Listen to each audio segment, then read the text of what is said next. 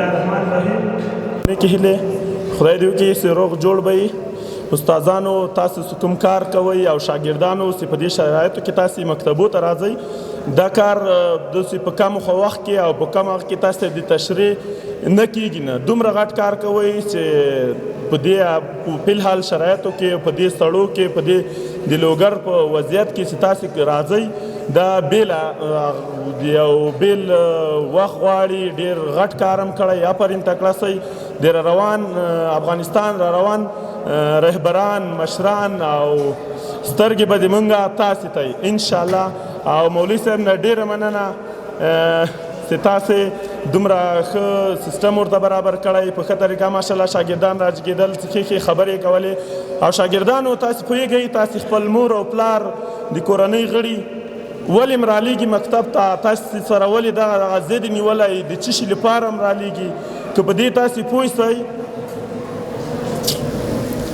وایي ته اوس هم په لاسونو کې نانځکې ګرځوې او ما غوندې په ډېرو باندې ځمکې ګرځوې. خبرو منځ کې مې شعر درته ویلی چې لږ غوږ ونیسئ. د دې لپاره م رالیږي چې تاسې سبا کامیاب وئ. تاسې کامیابي ستاسو د مور و پلار لپاره، د تاسو د کور لپاره، د هغو لپاره نه هېرېدونکې شی به وي، هغه به یې تر مرګه یادوي. او کوشش وکړئ تر اخره پورې راسئ. که چېرته تاسې خپل تعلیم ته او خپل همدغه کوم کار هم چې شروع کړی دې ته توجه ورکړئ، انشاءالله د دنیا کامیاب خلک به انشاءالله تاسې د افغانستان یا د نړۍ کوم ښه خلک څه دي، کوم مخته خلک څه دي، هغه هر یو دغسې مکتب نه تللي. هغه یو هم له کورنۍ نه یا له مور و پلار نه همدغسې غټ سړی نه وي پیدا سوی، نه، هغه همدغسې وړکی مکتب ته راځي، کار کوي، تاسې نه به غټ سړی جوړېږي انشاءالله. یوه ورځ به راځي.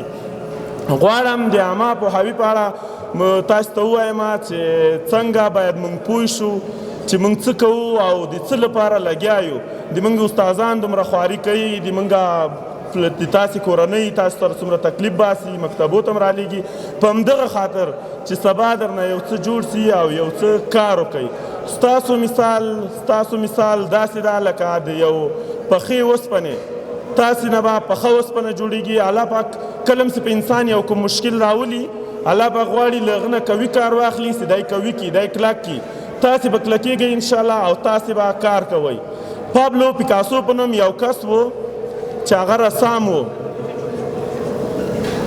پابلو پیکاسو هغه یو رسام و. هغه 10 کاله په خپل رسامۍ دومره خواري کړې وه. یوه ورځ یې طیاره کې سفر کاوه، څنګ ته یوه جلکۍ ناسته وه. دغه جلکۍ د ده ډېر د دې کواري نه او د دوی باډۍ نه ډېر متاثره سو، د دې ډېر احترام وکړ.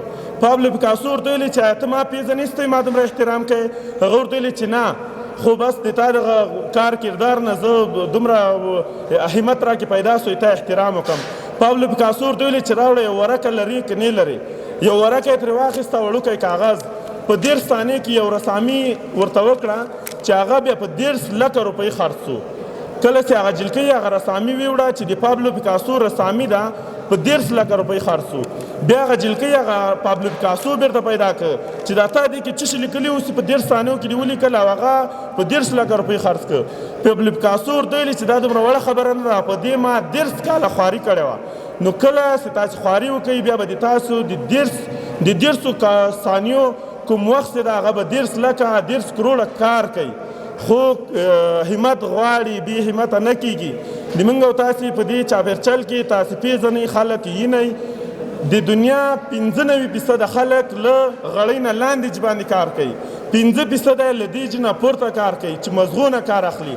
کامیاب خلک هغه دي چې له مزغونه کار واخلي. د بدن خلک ستړي وي، پیسې هم کمې ګټي.